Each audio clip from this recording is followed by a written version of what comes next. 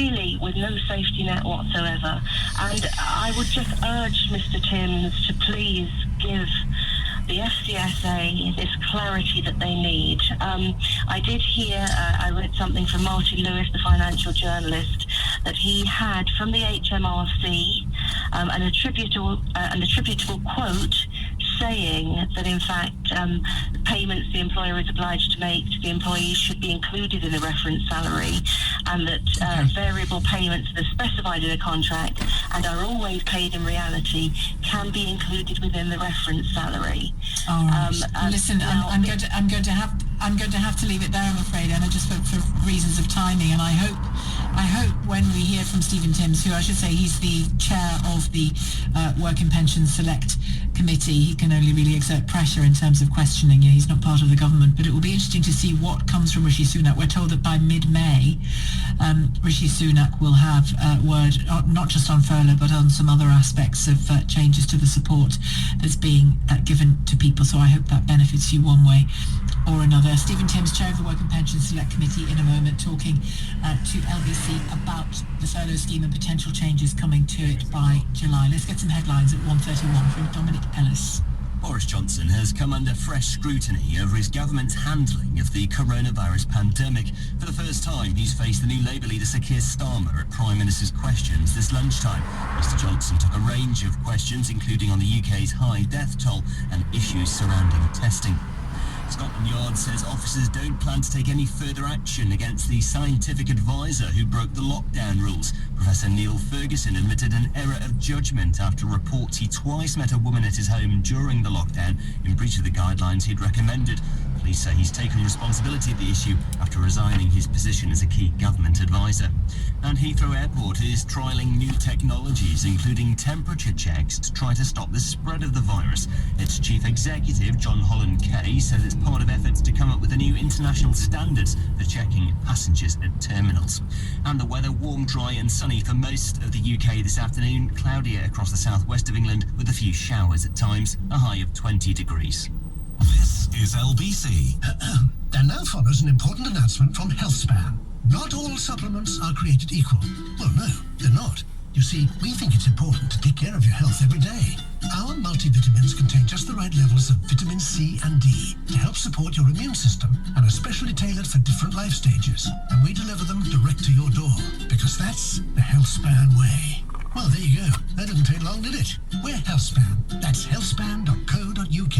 Vitamins and supplements direct to your door. For the latest travel news, go to lbc.co.uk. Plugging your way through the kids' schoolwork. Pretending you always knew the capital of Brunei is Bandar Seri Begawan, when really you're frantically scrolling through the internet with your phone under the table, hoping that they just think you're an absolute fountain of knowledge. Whatever you rely on the internet for, rely on TalkTalk to stay connected. TalkTalk for everyone.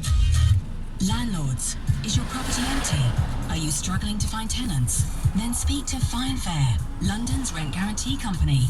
FineFair will guarantee your rent for 1 to 5 years with no commission, no management fees, no voids. Join the thousands of landlords already guaranteeing their rent in London and surrounding areas. Visit finefair.com, because in uncertain times, nothing's guaranteed except your rent. Paid on time, every time. Subject to acceptance, T's and C's apply. Picture in your mind a stylish Audi with striking LED headlights, sporty alloy wheels, and some of our most advanced features, including a 10-inch digital cockpit and smart assistant systems like lane departure warning. Picture what that Audi looks like. Now think smaller. The Audi A1.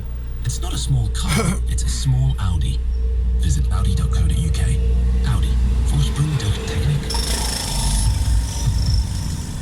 When your tenants have a burst pipe, superheroes crashing through the wall isn't going to help anyone. Direct Line Landlord Emergency added to your policy. We're on it to send a rather super plumber within 4 hours and guarantee they'll use the doorbell. We can also assemble locksmiths, glaziers, electricians and drainage engineers. Search Direct Line Landlord Emergency.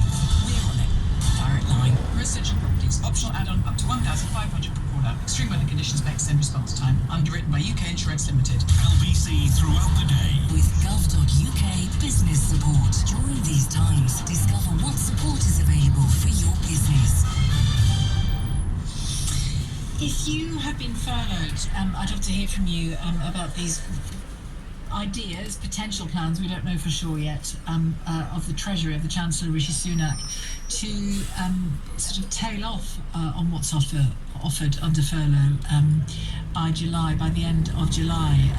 Ideas include reducing the percentage of salary that the state is paying from 80% to 60%. It's early days yet, these are not definitive plans, but how would even that change affect you? I know that some of you who've been furloughed and essentially lost 20% of your salary have taken on new work where you can, whether that's delivery driving or some other form of work.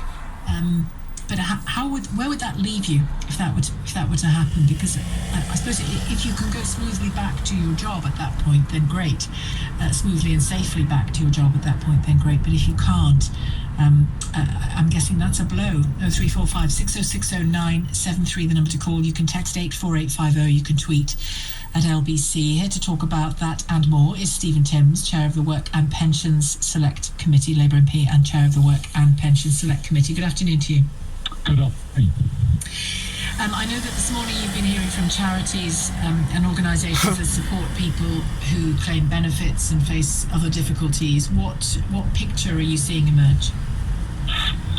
9 organisations giving evidence to the committee this morning, and it's very clear, and it's not surprising, but it's very clear there are a lot of people having a massive struggle at the moment. So the Truckle Trust is one of the organisations, the Food Bank Network. They said they've seen an increase in demand for food parcels of 80% compared with the same time a year ago. Citizens Advice turned to us, to other organisations that were there this morning, telling us they've seen massive increases in the number of people going onto their websites to get information and advice. So there are a lot of people having a really hard time at the moment. What was the standout thing for you? Was it people for whom the applications for benefits hadn't been, were still in the system rather than actually helping them, or was it people who the support they were getting from the government wasn't sufficient? What stood out, really? Well, I think it's worth saying, and the witnesses this morning made this point, that the Department of Work and Pensions has paid out a lot of money to a lot of people in a short time, and that is an achievement to be commended. And the way that the department kind of reorganised itself in just a few days to get on top of the massive surge in demand, that was impressive as well. So, there's some good things that have been achieved that ought to be commended. But not surprisingly, there's a fair amount of confusion around. For example, if you're somebody who's terminally ill, you get a fast track to disability benefits. And what you're supposed to do is to get a doctor to sign a form to confirm that you are terminally ill. Now, at the moment, getting hold of doctors is not easy to do, or getting to the doctor in order they can fill this form in is not easy to do. Can you get your benefits quickly without filling in the form? We don't know. The department hasn't answered that question. Some people seem to be told, yes, you can. Others are told, no, you've still got to get that form. We don't know the answer to that. There is also the very big issue that the Children's Society was talking to us about this morning, of people with no recourse to public funds. These are people who are legally in the UK. They're allowed to work. Probably about 1 million people, according to the Children's Society.